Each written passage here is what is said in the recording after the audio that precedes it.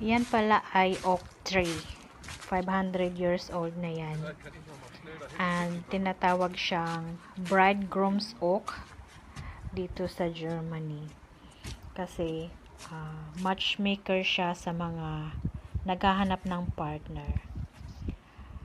May butas yan sa kung saan ihulog mo ang mga sulat. Ayan yung butas.